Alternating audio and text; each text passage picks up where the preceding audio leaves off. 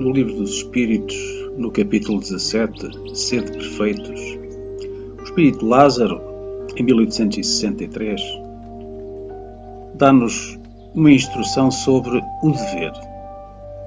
Diz assim: o dever é a obrigação moral, primeiro para consigo mesmo e depois para com os outros. O dever é a lei da vida, encontramo-lo nos mínimos detalhes como nos atos mais elevados. Quero falar aqui somente do dever moral e não do que se refere às profissões. Na ordem dos sentimentos, o dever é muito difícil de ser cumprido, porque se encontra em antagonismo com as seduções do interesse e do coração. As suas vitórias não têm testemunhas e as suas derrotas não sofrem repressão. O dever íntimo do homem está entregue ao seu livre-arbítrio. O aguilhão da consciência, esse guardião da probidade interior, o adverte e o sustenta, mas ele se mostra frequentemente impotente diante dos sofismas da paixão. O dever do coração, fielmente observado, eleva o homem. Mas como precisar esse dever?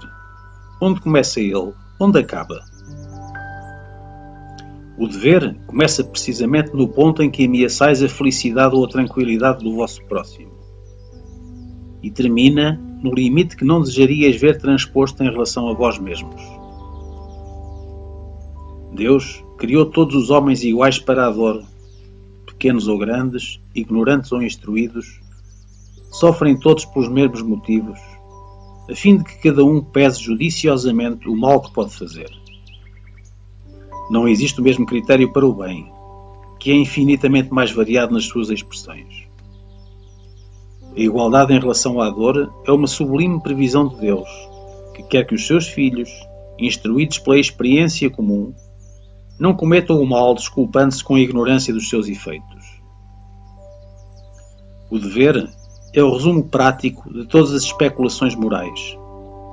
É uma intrepidez da alma, que enfrenta as angústias da luta. É austero e dócil, pronto a dobrar-se às mais diversas complicações, mas permanecendo inflexível diante das suas tentações. O homem que cumpre o seu dever ama a Deus mais que as criaturas, e as criaturas mais do que a si mesmo. É, a um só tempo, juiz e escravo na sua própria causa. O dever é o mais belo galardão da razão.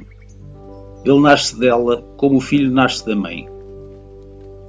O homem deve amar o dever, não porque ele o preserve dos males da vida, aos quais a humanidade não pode subtrair-se, mas porque ele transmite à alma o vigor necessário ao seu desenvolvimento. O dever se engrandece e esplende sob uma forma sempre mais elevada, em cada uma das etapas superiores da humanidade. A obrigação moral da criatura para com Deus jamais cessa, porque ela deve refletir as virtudes do Eterno, que não aceita um esboço imperfeito, mas deseja que a grandeza da sua obra resplandeça aos seus olhos. Este texto tem alguns pontos que eu considero muito importantes e queria sublinhar aqui, muito resumidamente, fundamentalmente 3 deles. O primeiro, aquele em que diz que o dever começa precisamente no ponto em que ameaçais a felicidade ou a tranquilidade do vosso próximo.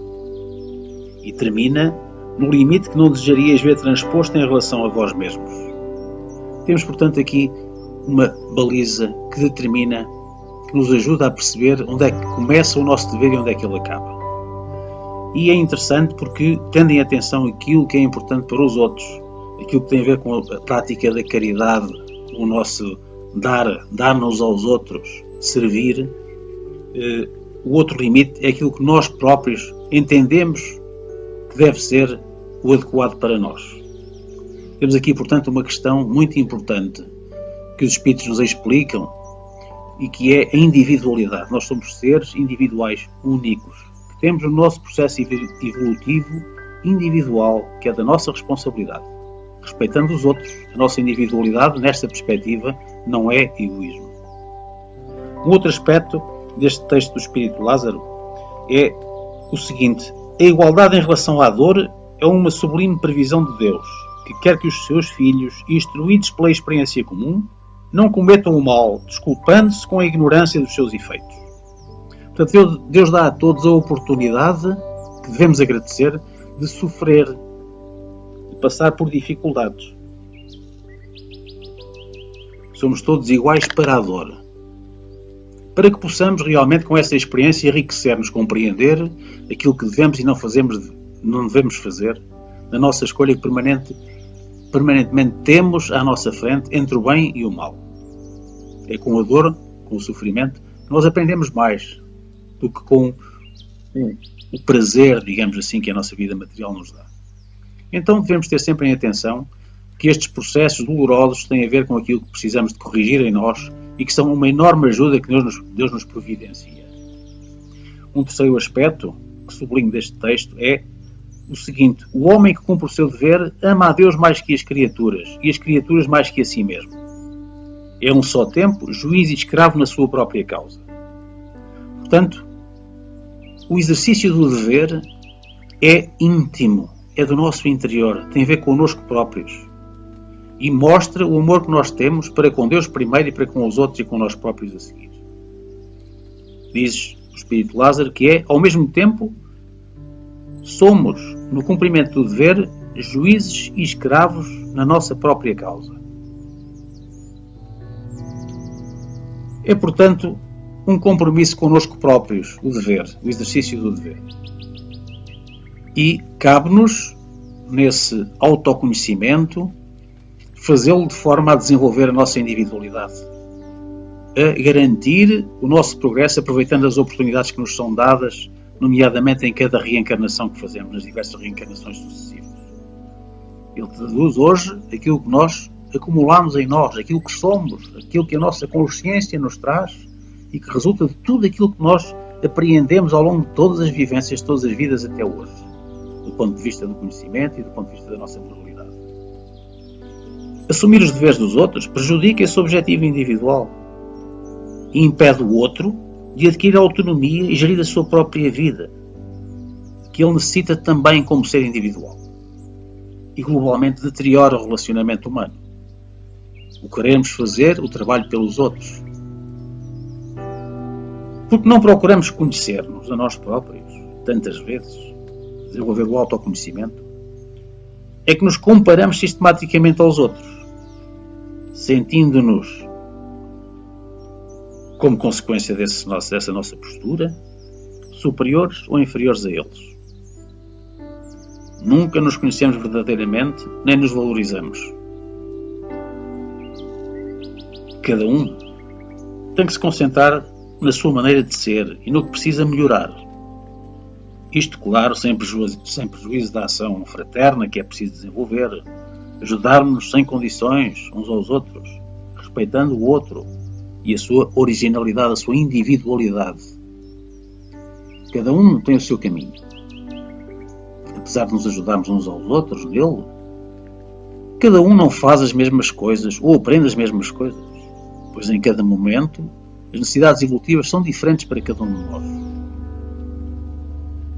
Muitos de nós queremos ajudar à força, condicionar o outro a pensar e agir como nós e acharmos que é correto aquilo que nós fazemos.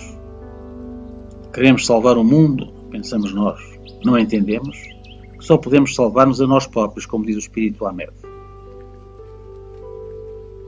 O dever é íntimo.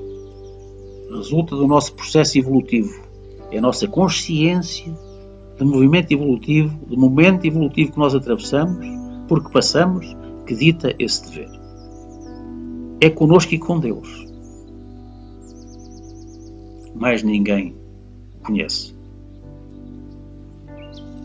Quando respeitamos a nós próprios.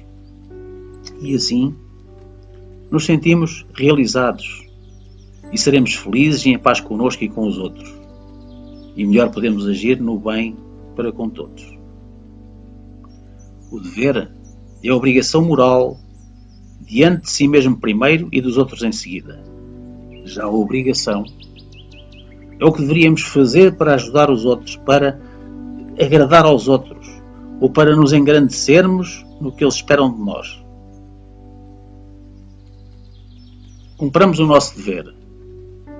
As obrigações, apenas as que decorrem dos compromissos que assumimos no cumprimento do dever. Que Jesus nos acompanhe e esteja connosco e nós consigamos, no nosso esforço evolutivo, em cada dia, estar também com Ele.